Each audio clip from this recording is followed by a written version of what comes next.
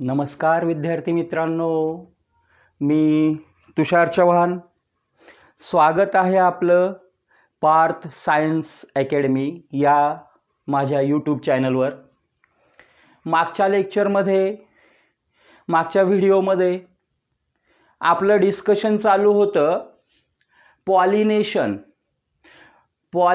म्हणजे काय आणि पॉलिनेशनचे जे दोन टाईप आहे हे आपण समजून घेतलं. Actually what is pollination? Pollination is transfer of pollen grain from anther to the stigma. अँथरवरनं पोलन ग्रेनचं ट्रान्सफर होणं स्टिग्मावर, या प्रोसेसला आपण पॉलिनेशन म्हणतो. Pollination is of two type. दोन टाईपचं पॉलिनेशन असतं. पहिलं पॉलिनेशन आहे सेल्फ पॉलिनेशन आणि दुसरं पॉलिनेशन आहे cross pollination. Self pollination takes place in the bisexual flower. Bisexual flower is the flower which is having both the reproductive system, means male reproductive system, that is androecium, as well as female reproductive system, that is gynoecium. Bisexual flower हे असं flower आहे की ज्या फ्लावरमध्ये mail reproductive system पण आहे, female reproductive system पण आहे. Mail reproductive system आहे म्हणजे तिथे स्टिग्मा पण आहे, फिमेल रिप्रोडक्टिव्ह सिस्टीम आहे म्हणजे तिथे अँथर पण आहे. आणि अँथरवर तयार झालेले पोलन ग्रेन सहजपणे त्याच फ्लावरच्या स्टिग्मावर जाऊन पडतात, डिपॉझिट होतात आणि पॉलिनेशन होतं, फ्रूटचं फॉर्मेशन होतं. This process is known as self pollination.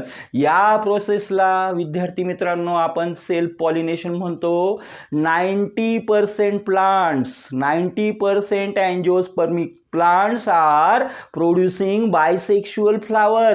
In nature, generally the pattern is the production of flower that become 90% angiospermic plant produce the bisexual flower.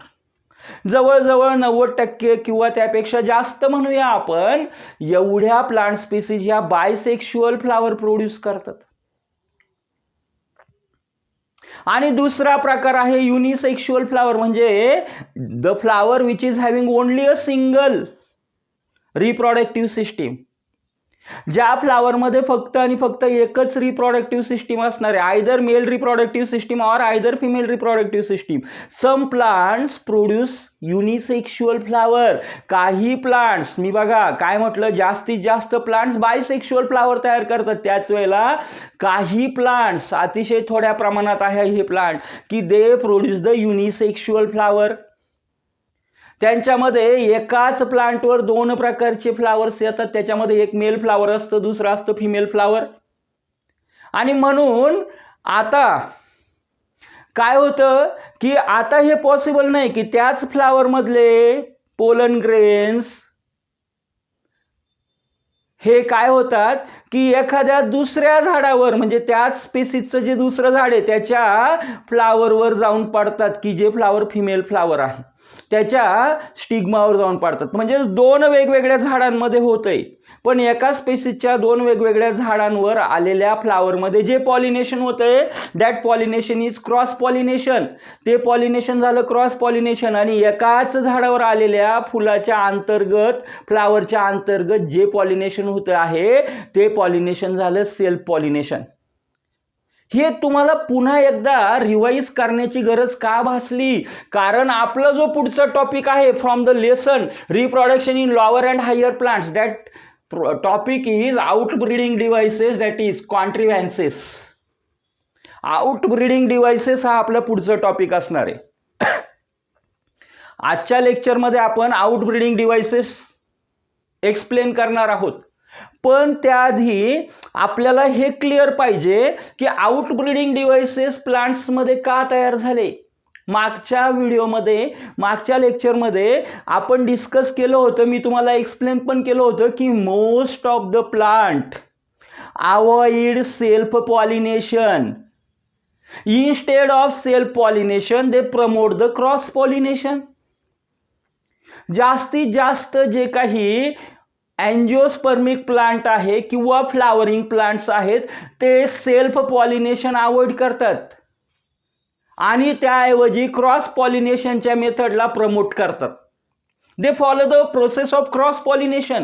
ते क्रॉस पॉलिनेशनची प्रोसेस फॉलो करतात. का बरं करतात? कारण the plants which become follow the self pollination process, that plants, the progeny of that particular plants become weaker and weaker after generation to generation. एका नंतर एका generation मध्ये त्या प्लांट्सची जी प्रोजेनी असते ती वीक होत जाते, अजून वीक होत जाते. का बरं वीक होत जाते? कारण the plant which become followed the self pollination process, that type of plant have not getting the genes, have not getting the new genes. त्या प्लांट्समध्ये जे प्लांट्स सेल्फ पॉलिनेशन फॉलो करतात त्यांना नवीन जीन्स मिळत नाही. कारण ते जे फ्लावर आहे ते एकाच झाडाचं फ्लावर आहे.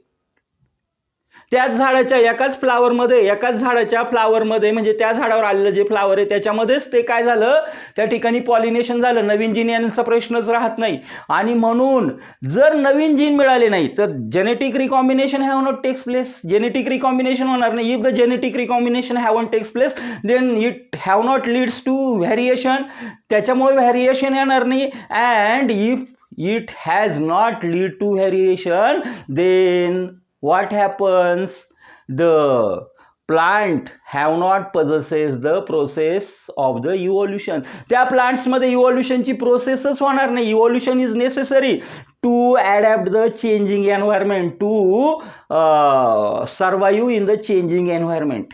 बदलणाऱ्या वातावरणाला अडॅप्ट करण्यासाठी हळूहळू कोणत्याही स्पेसीजमध्ये, ॲनिमल स्पेसीज असेल, प्लांट स्पेसीज असेल, या कोणत्याही स्पेसीजमध्ये काय होत राहणं गरजेचं असतं? इव्होल्युशन होत राहणं गरजेचं असतं. आणि मग ज्या वेळेला असं होईल, new genes have not getting that particular plants, then the progeny become weaker and weaker and weaker.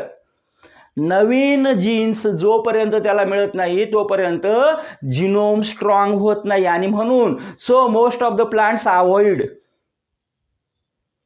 Self pollination. याच्या अगेन्स्ट आपण पाहिलं क्रॉस पॉलिनेशन मध्ये एकच स्पेसीज आहे पण दोन वेगवेगळे प्लांट्स आहे आणि त्या दोन वेगवेगळ्या प्लांट्सवर ते तयार झालेलं फ्लावर आहे. आता दोन वेगवेगळे प्लांट आले म्हणजे त्यांचा जिनोम, त्याच्यामध्ये काही ना काही डिफरन्सेस जेनेटिक लेवलवर असणार आहे. जरी एका स्पेसीजचे आहे तरी त्यांचा जिनोम हा 100% झेरॉक्स नाही, एकमेकाची झेरॉक्स कॉपी नाही आहे त्यांचा जिनोम. म्हणजे त्यांच्यामध्ये डिफरन्सेस हे राहणारच आहे. आणि मग त्यामुळे काय होतं की ब्लेंडिंग, कारण समजा पहिलं झाड आहे त्याच्यामध्ये काही प्लस जीन असतील, सेकंड जे प्लांट आहे त्याच्यामध्ये काही प्लस जीन असतील. आणि म्हणून when cross pollination takes place,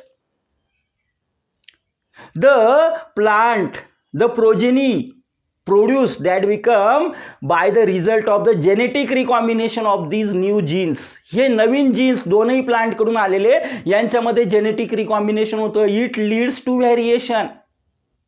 Genetic recombination leads to variation, it leads to evolution, and that's why the progeny becomes stronger and stronger and stronger. And so most of the angiospermic plant prefer the cross pollination for the fertilization.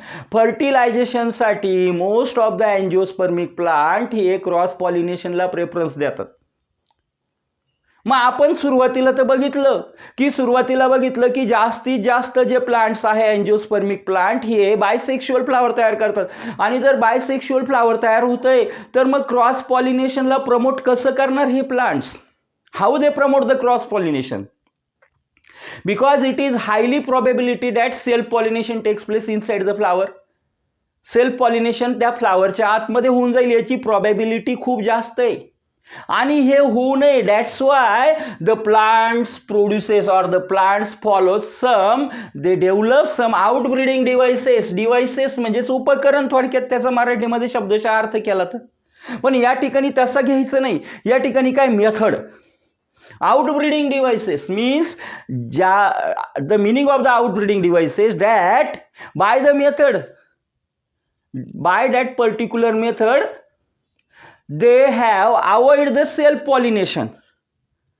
That method are known as outbreeding devices. ज्या मेथडने हे plants काय करताय विद्यार्थी मित्रांनो, self pollination avoid करताय, त्या मेथडला आपण outbreeding devices असं म्हणतो. त्या मेथडला आपण म्हणतो आउटब्रीडिंग डिव्हाइसेस. आणि म्हणून इथं या ठिकाणी already outbreeding devices are also called as contrivances. Outbreeding डिव्हाइसेसला आपण कॉन्ट्रिव्हॅन्सेस म्हणतो. इथं आपण तेच या पॉईंट्समध्ये क्लिअर केलंय की many plants avoid self pollination and promote cross pollination. Outbreeding डिव्हाइसेसमुळे काय होतं की सेल्फ पॉलिनेशन अवॉइड केलं जातं आणि क्रॉस पॉलिनेशन हे त्या ठिकाणी प्रमोट केलं जातं. Plants have develop many methods to promote cross pollination. These methods are known as outbreeding devices. Now here the outbreeding devices, there are 5 to 6 outbreeding devices that become generally known in the nature, that become developed by plants. जवळजवळ 5-6 अशा outbreeding devices आतापर्यंत find out केले गेलेले आहे की जे most common outbreeding devices आहे, most common methods आहे की ज्या मेथड्स थ्रू काय केलं जातं, सेल्फ पॉलिनेशन अवॉइड केलं जातं आणि क्रॉस पॉलिनेशन हे त्या ठिकाणी प्रमोट केलं जातं, क्रॉस पॉलिनेशन फॉलो केलं जातं. बघा मला माहिती आहे की आउटब्रीडिंग डिव्हाइसेस ज्यावेळेला आपण हा चॅप्टर हा पॉईंट लर्न करण्याचा प्रयत्न करतो, आपल्याला थोडंसं किचकट वाटतो, अरे काय आउटब्रीडिंग डिव्हाइसेस नक्की काय आहे.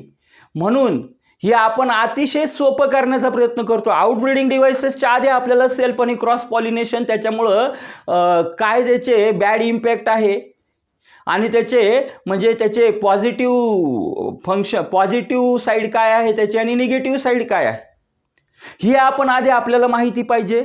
आणि त्यानंतर सेल्फ पॉलिनेशन अवॉइड करण्यासाठी ज्या काही मेथड डेव्हलप झाल्या त्याला आपण आउटब्रीडिंग डिव्हाइसेस म्हणतो. त्यावेळेला आपल्याला हा पॉईंट सोपा वाटेल. नाही तर आउटब्रीडिंग डिव्हाइसेस मला माहिती बऱ्याचशा विद्यार्थ्यांच्या लक्षातच येत नाही शेवटपर्यंत. काय कंटाळवाना टॉपिक वाटतो, बाजूला करतात, त्याच्यावर नेमका बोर्डाला क्वेश्चन येतो, analyst any 4 outbreeding devices or write a note on outbreeding devices in the plant. त्यावेळेला आपल्याला त्याचं उत्तर काहीच लिहिता येत नाही कारण आपला पॉईंट पक्का नसतो. आणि हेच आपल्याला पक्क करून घ्यायचं आहे lecture to lecture, video to video. त्यामुळं पटकन दिवशी काय करायचं आहे, सबस्क्राईब करायचं आहे चॅनलला. जे विद्यार्थी नव्हे त्यांनी आपले जुने व्हिडिओ जुने लेक्चर्स बघा, त्यावेळेला त्यांनाही समजेल की किती डिटेलमध्ये आपलं एक्सप्लेनेशन चालू आहे. ज्यांना बायोलॉजी पक्क करायचं आहे, ज्यांना बायोलॉजी डीपली समजून घ्यायचं आहे त्यांच्यासाठी हे एक्सप्लेनेशन आहे. मग आउटब्रीडिंग डिव्हाइसेसमध्ये the examples of outbreeding devices that become first method that is unisexuality, जे आपण आधी स्टडी केलेलं आहे. Plant shows or plant produces the unisexual flower. By producing unisexual flower, सगळ्यात महत्त्वाचं काय, सगळ्यात बेस्ट जर काही मेथड राहत असेल प्लांट्ससाठी तर प्लांट्सने बायसेक्शुअल फ्लावर प्रोड्यूस करण्याऐवजी प्लांटने युनिसेक्शुअल फ्लावर प्रोड्यूस करावं. And that's why, but problem असा आहे की most of the angiospermic plant produces bisexual flower. And from lakhs of years, from crores of years, they followed this method. त्यामुळे ते काही त्यांच्यात चेंज करू शकत नाही, पण त्यावेळेपासून सुद्धा काही प्लांट्सनी ही मेथड त्या ठिकाणी डेव्हलप केलेली आहे. दे प्रोड्यूस द युनिसेक्शुअल फ्लावर, म्हणजे एकाच प्लांटवर 2 वेगवेगळ्या टाईपचे फ्लावर येतात. Unisexual flower means the flower having only a single reproductive system. Either that reproductive system is female reproductive system or that reproductive system is male reproductive system. असं flower की ज्या फ्लावरमध्ये फक्त एकच रिप्रोडक्टिव्ह सिस्टीम आहे त्या फ्लावरला आपण युनिसेक्शुअल फ्लावर म्हणतो. And if the flower having female reproductive system, then the flower is known as female flower. And if the flower having male reproductive system, the flower is known as male flower. आणि जर त्या फ्लावरमध्ये mail reproductive system असेल तर त्या फ्लावरला आपण male flower म्हणतो. आणि म्हणून या ठिकाणी plant produce unisexual flowers. So self pollination is not possible if the flower become unisexual. Then pollinating agent is required for the transfer of the pollen grains, and that transfer become the pollinating agent become either biotic or either abiotic. That is not question, but here transfer become in between two different flowers which are produced in on the two different plants. या ठिकाणी of the same species, एका स्पीसीजच्या. आता युनिसेक्शुअल flower असेल तर त्यामधनं pollen grain उचलले, असं नाही होणार की त्याच फ्लावरच्या तो दुसऱ्या जाऊन युनिसेक्शुअल फ्लावरमधनं मेल फ्लावर, युनिसेक्शुअल फ्लावर जे आहे, जे मेल फ्लावर आहे त्यामधनं पोलन ग्रेन त्याने त्या पॉलिनेटिंग एजंटने घेतले किंवा त्याच्या पायाला चिपकले, पंखांना चिपकले. असं काही कंपल्शन नाही की तो त्याच झाडाच्या पुढच्या फुलावर जाऊन पडेल. तो पुढच्या दुसऱ्या त्या स्पेसीजच्या दुसऱ्या शेजारच्या झाडावर जाऊन तो बसेल आणि त्या ठिकाणी जे फिमेल फ्लावर असेल कदाचित त्या फिमेल फ्लावरच्या स्टिग्मावर जाऊन तो डिपॉझिट करून देईल. म्हणजे अशा पद्धतीने हे क्रॉस पॉलिनेशन होतं. That's why to avoid the self pollination and to follow the cross pollination plants produces unisexual flower. The best example that is papaya. पपईचं जे प्लांट आहे हे प्लांट सुद्धा युनिसेक्शुअल फ्लावर तयार करतं. आणि यामध्ये जे बेस्ट म्हणजे याच्यामध्ये जे क्रॉस पॉलिनेशन, याच्यामध्ये जे पॉलिनेशन होतं ते पॉलिनेशन आहे cross pollination. Then second device or second method that become develop by the angiospermic plant to avoid the self pollination, that is dichogamy. Here dichogamy is nothing but anther and stigma mature at different times in the bisexual flower. Dichogamy means anther and stigma matures at different time. वेगवेगळ्या वेळेला काय होणार आहे, anther आणि stigma हे वेगवेगळ्या वेळेला mature होणार आहे. आता इथं युनिसेक्शुअल फ्लावर इथं येणार नाही. इथं डायकोगॅमी हे कोणासाठी आहे की ज्या प्लांट्समध्ये बायसेक्शुअल फ्लावर प्रोड्यूस होत आहे. The plants which possesses bisexual flower, ज्या प्लांट्समध्ये बायसेक्शुअल फ्लावर आहे, that plants sometimes some plants become followed the method of the dichogamy. In this method either anther become mature first, stigma become underdeveloped. काय होतं की anther mature होऊन जातो, stigma अंडरडेव्हलपच राहतो. म्हणजे जे पोलन ग्रेन आहे अँथरवर तयार झालेले जे पोलन ग्रेन आहे ते त्याच फ्लावरच्या स्टिग्मावर पडून पण उपयोग नाही, युजलेस आहे. कारण स्टिग्मा अंडर डेव्हलप आहे. इमॅच्युअर स्टिग्मामध्ये कधीही फर्टिलायझेशन होणार नाही. म्हणजेच या ठिकाणी काय आहे, पॉलिनेटिंग एजंट येणार, ते पोलन ग्रेन त्याच्या पायाला त्याच्या पंखांना चिपकणार आणि नंतर दुसऱ्या फ्लावरवर, अशा फ्लावरवर जाऊन बसणार दुसऱ्या प्लांटच्या, की ज्यामध्ये त्या स्पीसीजचं प्लांट असलं पाहिजे की ज्यामध्ये काय असणार आहे, स्टिग्मा हा डेव्हलप असलेला असला पाहिजे, डेव्हलप झालेला असला पाहिजे. त्याच वेळेला तिथं त्या स्टिग्मावर डिपॉझिट होईल आणि मग फर्टिलायझेशन होईल. मग this method is known as dichogamy. Either कधी कधी काय होतं, either anther mature first, anther आधी मॅच्युअर होतो, or either stigma mature first. मग दुसऱ्या केसमध्ये दुसरा सिनेरिओ आहे की त्यामध्ये स्टिग्मा हा पहिल्यांदा मॅच्युअर होतो, अँथर जे आहे ते इमॅच्युअर राहता पोलन ग्रेन प्रोड्यूस करते. म्हणजे स्टिग्मावर जो काही पोलन ग्रेन येऊन पडणार आहे तो त्याच स्पेसीजचं दुसरं प्लांट असेल त्या दुसऱ्या प्लांटचं जे फ्लावर असेल त्याच्यामध्ये अँथर मॅच्युअर झालेलं असेल त्या ठिकाणावरनं हे पोलन ग्रेन्स येऊन पडणार आहे, इकडे येणार आहे. कोण आणणार आहे, पॉलिनेटिंग एजंट आणणार आहे. म्हणजे अगेन पुन्हा काय झालं, क्रॉस पॉलिनेशनच झालं. Means dichogamy is one of the important method or outbreeding devices which become practically followed by some plants, and dichogamy is divided into two types that become protandry and protogamy. In the protandry what happens, androecium mature earlier. Example sunflower. Protandry मध्ये काय होतं, androecium म्हणजेच male reproductive system ही जी आहे ही पहिल्यांदा mature होते. In the androecium protandry in the protandry androecium mature first.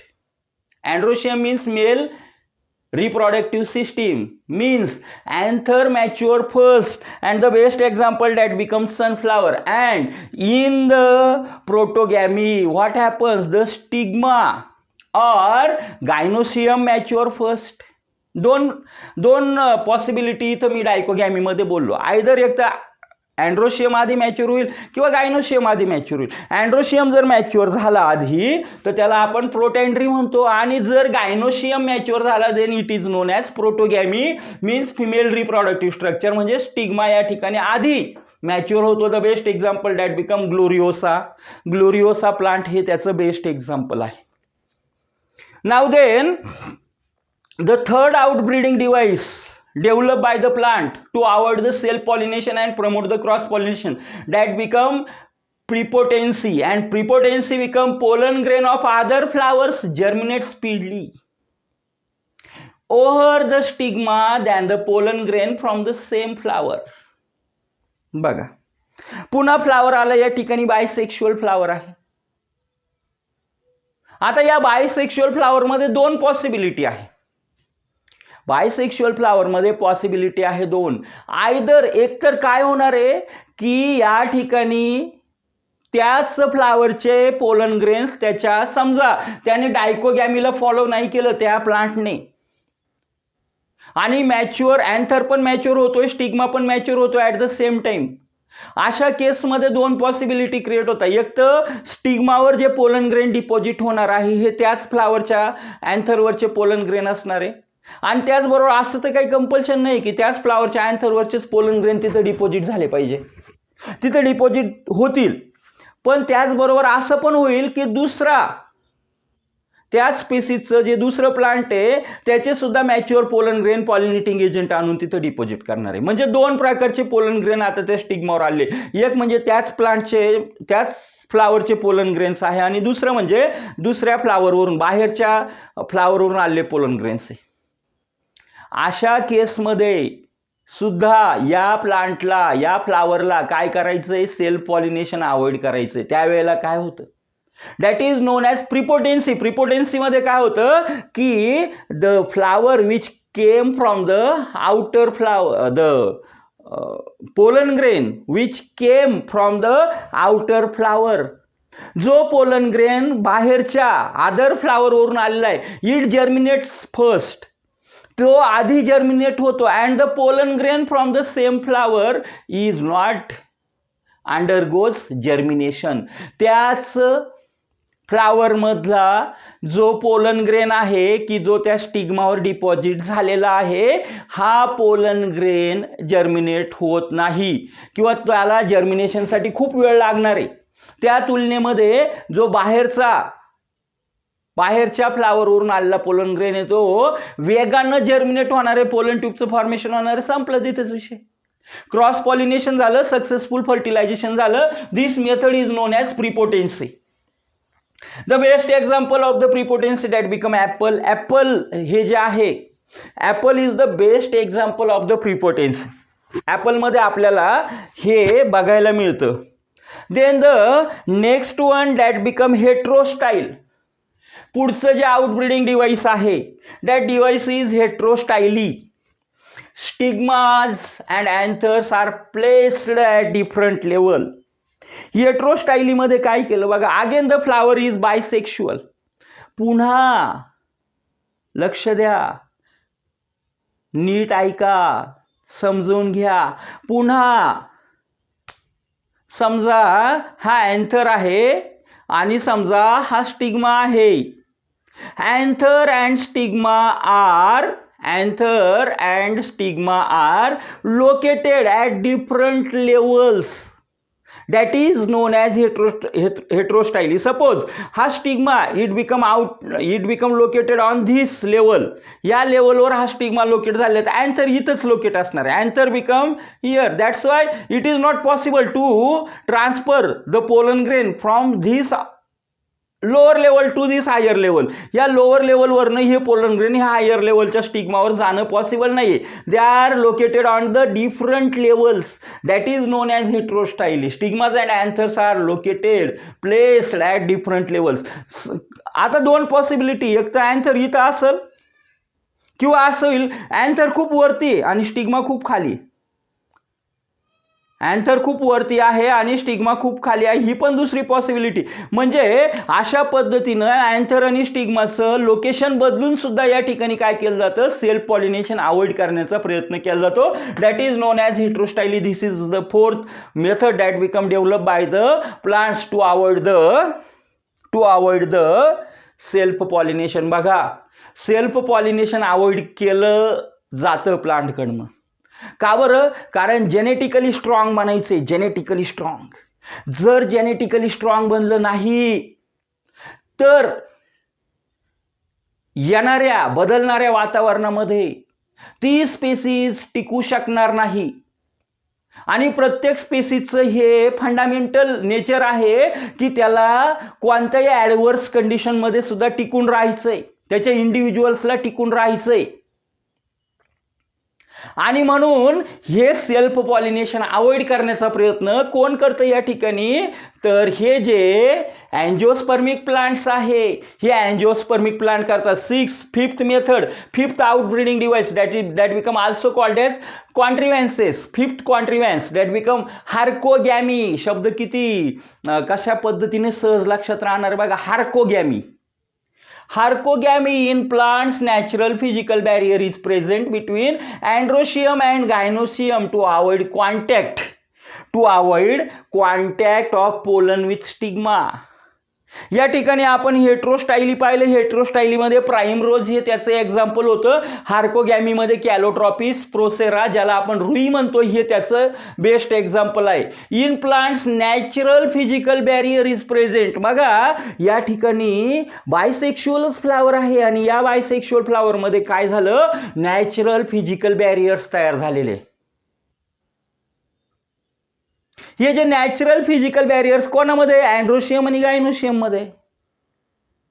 In some plants in the bisexual flower natural physical barriers are present in between the androecium and gynoecium to avoid the self pollination. Self pollination avoid करण्यासाठी त्या ठिकाणी काय आहे, natural physical barriers आहे. This method is known as herkogamy and the best example that become Calotropis procera. रुई सगळ्यांना माहिती, सगळ्यांनी रुई बघितलेली पण आहे. त्याचं फ्लावर एकदा ऑब्झर्व करा, तुम्हाला समजेल कशा प्रकारे या ठिकाणी काय आहे. या ठिकाणी गायनोशियम आणि अँड्रोशियमला अवॉइड करण्यासाठी किंवा यांचा कॉन्टॅक्ट अवॉइड करण्यासाठी फिजिकल बॅरियर त्या ठिकाणी डेव्हलप झालेला आहे. Then the next one, that is self incompatibility.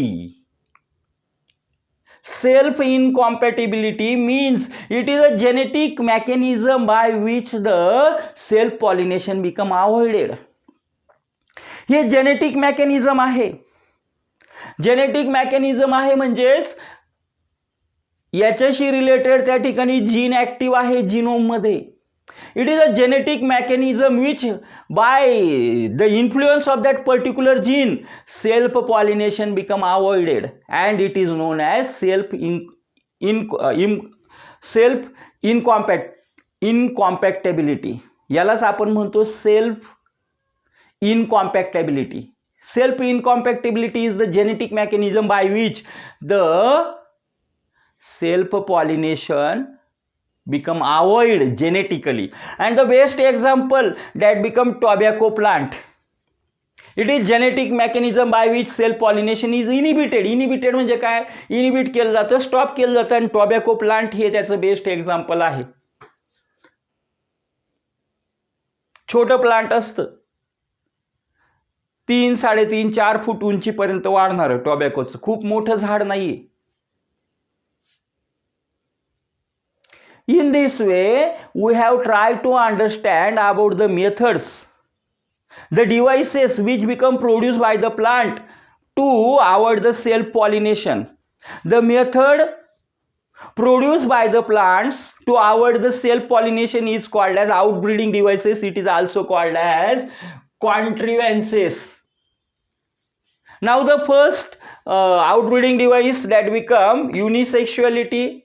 The plant produce unisexual flower and avoid the self pollination.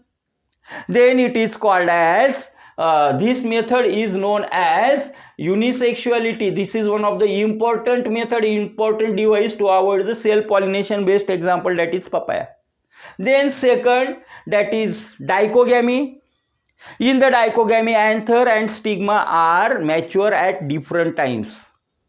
It is having two possibilities, that either anther become mature first or either stigma become mature first. Means either androecium undergoes maturation first or either stigma maturation undergoes maturation first. If the androecium mature first, then it is known as protandry based example, that is sunflower. And if stigma mature first, then it is known as protogamy. The best example that become Gloricea. Now then, the third mechanism that become prepotency. In the prepotency, the pollen grains from the other flower germinate first and the self pollination become avoided. The best example that become apple. दुसऱ्या flower वरून आलेले pollen grain हे पहिल्यांदा germinate होतात, त्याच फ्लावरवरचे pollen grain germinate होत नाही. या मेथडला म्हटलं जातं या ठिकाणी that is called as, that is known as prepotency. Then heterostyly. In the heterostyly, what happens? Stigma and anthers, they become located on the different levels. That's why the self pollination become avoided. That is known as the best example. That is known as heterostyly, and the best example that is primrose. Then fifth outbreeding devices. Fifth method that become harcogamy. Natural barrier is present in between the androecium and stigma. In between the androecium and gynoecium, natural barrier, नैसर्गिक पद्धतीनं त्या ठिकाणी अडथळा निर्माण केलेला आहे. Androecium आणि gynoecium म्हणजे स्टिग्मा आणि अँथर या दोघांच्या मध्ये, आणि त्यामुळे काय होत नाही, सेल्फ पॉलिनेशन होत नाही. The best example that become Calotropis procera, that become रुई. Self incompatibility. सेल्फ इनकॉम्पॅक्टेबिलिटी मध्ये काय आहे? It is genetic mechanism by which the self pollination become avoid. The gene is become in the action to avoid the self pollination. जीनच असा आहे त्या ठिकाणी की जो एक्सप्रेशन मध्ये राहतो कायम, की ज्यामुळे सेल्फ पॉलिनेशन होणारच नाही त्या प्लांटमध्ये. This is the highly modified method. ही अतिशय जास्त हायली मॉडिफाईड मेथड आहे. The best example that become tobacco. Tobacco हे असं प्लांट आहे की ज्याच्यामध्ये आपल्याला सेल्फ इनकॉम्पॅक्टेबिलिटी पाहायला मिळते. आय थिंक तुम्हाला इथपर्यंतचा टॉपिक क्लिअर झाला असेल. लाईक करा, शेअर करा, व्हिडिओला सबस्क्राईब करा. पुढच्या पॉईंटवर येऊया विद्यार्थी मित्रांनो. थोडंसं लक्षात घ्या, हा जो पॉईंट आहे बुकमध्ये पण तुम्ही ज्या वेळेला बघता त्यावेळेला तुम्हाला थोडासा कंटाळवाणं वाटतो हा भाग, पण that is not boring topic. It is very interesting topic if you learn like this. जर या पद्धतीनं समजून घेतलं तर ही थिअरी अतिशय सोपी होते. तुम्हाला हे 6 टाईप फक्त लक्षात ठेवायचे. पोलन पिस्टल इंटरॅक्शन आपला नेक्स्ट टॉपिक आहे. पोलन पिस्टल इंटरॅक्शन नंतर आपल्याला डबल फर्टिलायझेशनची नक्की प्रोसेस काय आहे हे स्टडी करायचं आहे. पण त्याआधी पोलन पिस्टल इंटरॅक्शन महत्त्वाचं आहे, कारण हे समजलं तर तुम्हाला डबल फर्टिलायझेशन समजणं. If you understand the pollen pistil interaction this topic, then you only understand the double fertilization. Otherwise you haven't understand the double fertilization. That's why this topic is basically related with the fertilization. Pollen pistil interaction हा दुसरा तिसरा काही topic नाही, तर हा फर्टिलायझेशनच्या process बरोबर relate करणारा टॉपिक आहे. pollen pistil interaction. In the what happens in the pollen pistil interaction? Here pistil, pollen means pollen grain, pistil means stigma, style, and ovary means that is ultimately gynoecium. Pollen become part of male reproductive system. That's why pollen represents the androecium. In the plants, the interaction in between androecium and gynoecium is known as pollen pistil interaction. ज्यावेळेला androecium आणि gynoecium मध्ये interaction होणार आहे, then it is known as pollen pistil interaction. From androecium anther become from androecium the pollen grain which are produced on the anther become transfer on the stigma, and stigma is the part of the female reproductive system. Basically it is part of the gynoecium. त्या ठिकाणी काय होतंय की हा जो अँथरवर तयार झालेला pollen grain आहे हा कुठं ट्रान्सफर होतोय, तर हा ट्रान्सफर होतोय त्या ठिकाणी स्टिग्मावर. स्टिग्मा हा गायनोशियमचा पार्ट आहे, म्हणजे स्टिग्मा हा पिस्टिलचा पार्ट आहे. आता एकदा का पॉलिनेशन झालं, this process is known as pollination. Transfer होण्याच्या या प्रक्रियेला, या प्रोसेसला आपण पॉलिनेशन म्हणतो. एकदा का ट्रान्सफर झालं की then it the stigma become getting stimulation. The ovary and style become also getting stimulation. They are stimulated by deposition of the pollen grain. Pollen grainचं डिपोजिशन झालं रे झालं की त्यांना स्टिम्युलेशन मिळालं, And when they are getting stimulation, the stigma produces or the stigma secrete the syrup that consists water and nutrient as well as glucose. त्या syrup मध्ये काय असतं, liquid. The stigma secrete the liquid. त्या लिक्विडलाच आपण syrup म्हणूया, थोडा सोपा शब्द. या सिरप मध्ये काय, syrup having water, glucose plus mineral nutritions. याच्यामध्ये वॉटर आहे, ग्लुकोज आहे, मिनरल न्यूट्रिशन आहे. म्हणजेच आता हे लक्षात घ्या की समजा एखादं फ्लावर आहे, त्या फ्लावरच्या स्टिग्मावर जो पोलन ग्रेन डिपॉझिट होणार आहे तो त्याच फ्लावरचा पाहिजे, म्हणजे तो त्याच स्पेसीसचा पाहिजे. दुसऱ्या स्पेसीसचा पोलन ग्रेन असेल तर स्टिम्युलेशन मिळत नाही. स्टिग्माला स्टिम्युलेशन मिळणार नाही शुगरी सिरप रिलीज करण्यासाठी. लक्षात घ्या, फर्टिलायझेशन होऊ शकत नाही. दोन वेगवेगळ्या स्पेसीजचे पोलन आणि स्टिग्मा यांच्यामध्ये कधीही इंटरॅक्शन होत नाही. इंटरॅक्शन होण्यासाठी पोलन आणि स्टिग्मा हे एकाच स्पेसीजचे पाहिजे. That's why pollen pistil interaction when the pollen grain become deposited on the stigma gets stimulated. The stimulation goes to ovary and the stigma secrete the sugary syrup which is having water plus mineral nutrition plus glucose, हे सगळं component त्याच्यामध्ये आहे. Because to nourish the pollen grain, because to germinate the pollen grain.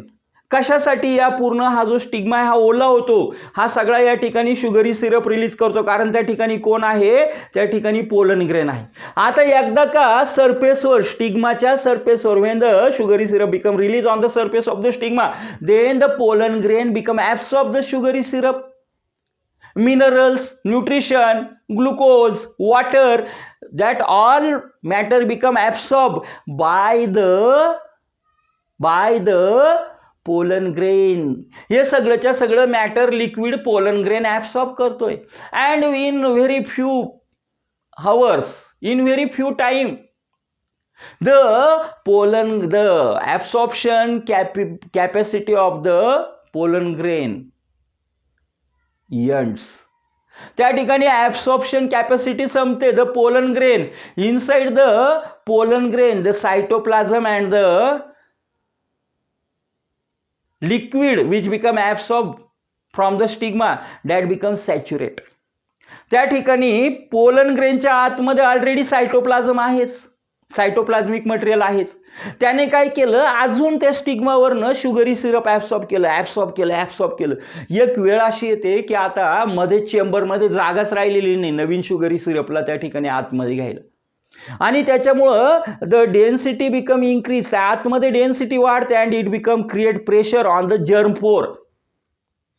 The cytoplasm and the material and the liquid material become create pressure on the inside on the germ pore, त्या ठिकाणी pollen ग्रेनचा जो germ pore असतो त्या germ pore, because germ pore become weak, it is thin, तो thin काय आहे, एक्झाईनचा part आहे. एक्झाईन जिथं अतिशय थिन होतं त्याला आपण जर्मपोर म्हणतो. मग या जर्मपोरवर प्रेशर क्रिएट होतं अँड इट बिकम ब्रेक. तो जर्मपोर ब्रेक होतो and pollen tube formation takes place, आणि त्यामुळं पोलन ट्यूबचं फॉर्मेशन होतं. Basically the stigma, the surface of the stigma become so delicate due to the presence of the sugary syrup. त्या sugary सिरपमुळं ओला होऊन तो अतिशय डेलिकेट झालेला असतो. When the pollen tube formation takes place, immediately the pollen tube break the stigma and goes inside.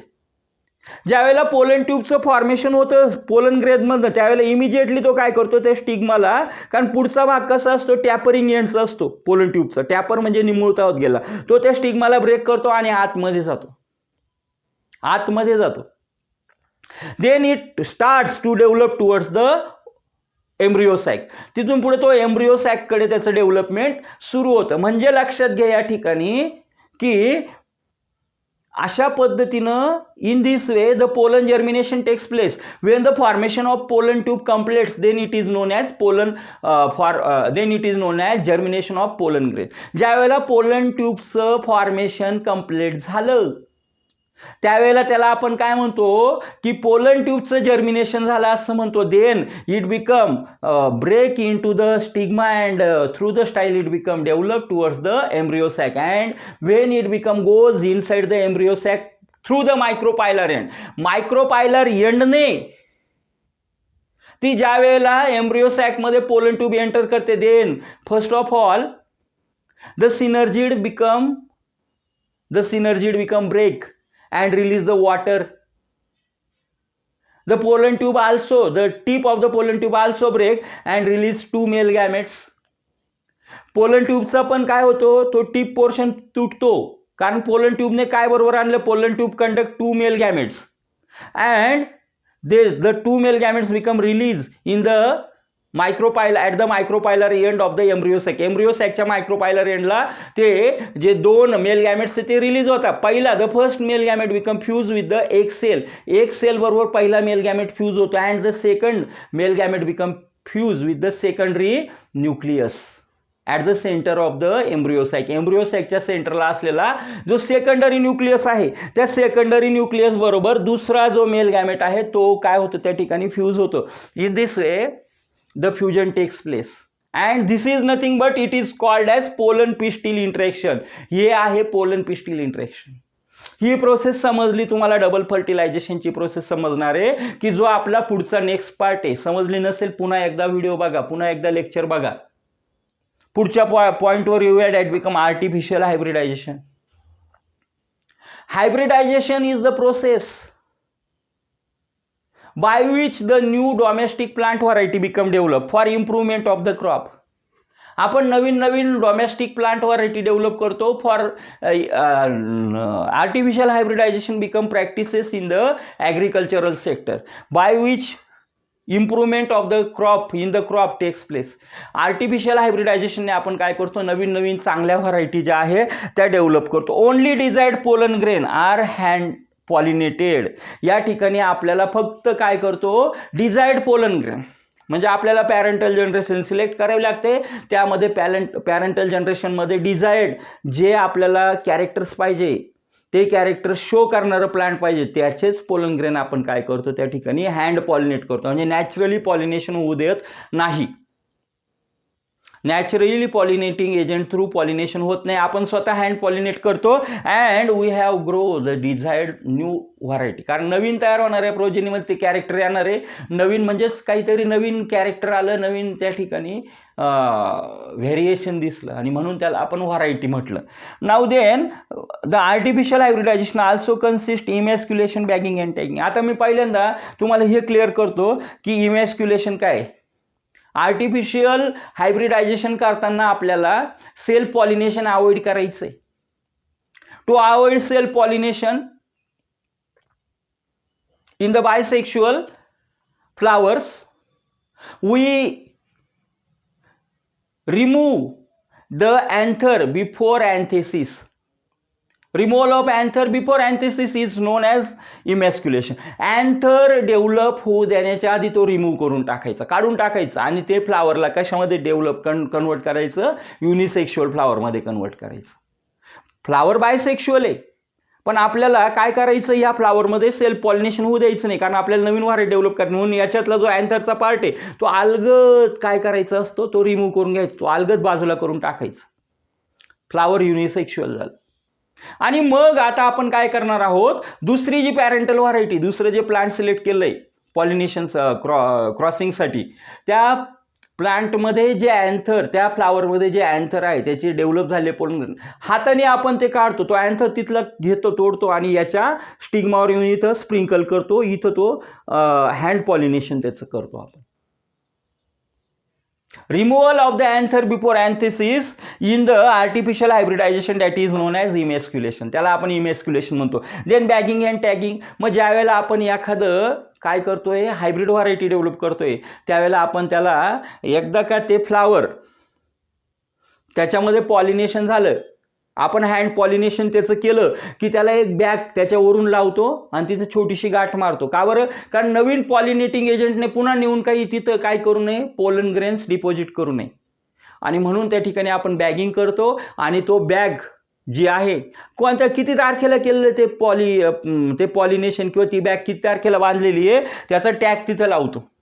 कोणती variety आहे, डेट, इमॅस्क्युलेशन कधी केलं होतं आणि पॉलिनेशनची डेट, हँड पॉलिनेशन कधी केलं त्याची डेट तीच लावतो. That is called as tagging. Means in the artificial hybridization is nothing but the method to improve the domestic plant, the method to improve the characters of the domestic plant, that from which we can gain high quality and high quantity yield. In the artificial hybridization we use instead of hand pollination instead of natural pollination by pollinating agent. Now it is consisting emasculation, bagging and tagging. Emasculation is nothing but removal of anther before anthesis, that is emasculation.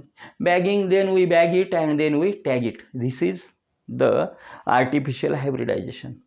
मग आजचा आपला topic होता reproduction in lower and higher प्लांटमध्ये outbreeding devices, pollen pistil interaction, artificial hybridisation. हे आजचं आपलं 8वं lecture आहे. आजचं आपलं 8वं लेक्चर आहे. जे पहिल्या लेक्चरपासून फॉलो करताय त्यांना माहिती आहे 8वा पार्ट आहे.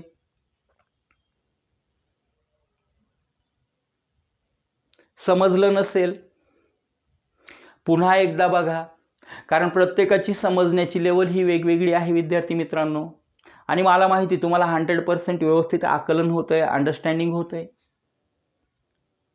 चॅनलला सबस्क्राईब करा. पुढचं लेक्चर मी लवकरच त्या ठिकाणी टाकणार आहे. त्याचबरोबर आपण सेम लेक्चर हिंदीमध्ये सुद्धा टाकत असतो. सेम एक्सप्लेनेशन, सेम पॉईंट असतो, सेम एक्सप्लेनेशन असतं. फक्त ते कसं असतं तर ते हिंदी लँग्वेजमध्ये असतं. ज्यांना हिंदीमध्ये ऐकण्याची सवय आहे त्यांनी हिंदीचा पार्ट बघितला तरी पण चालणार आहे.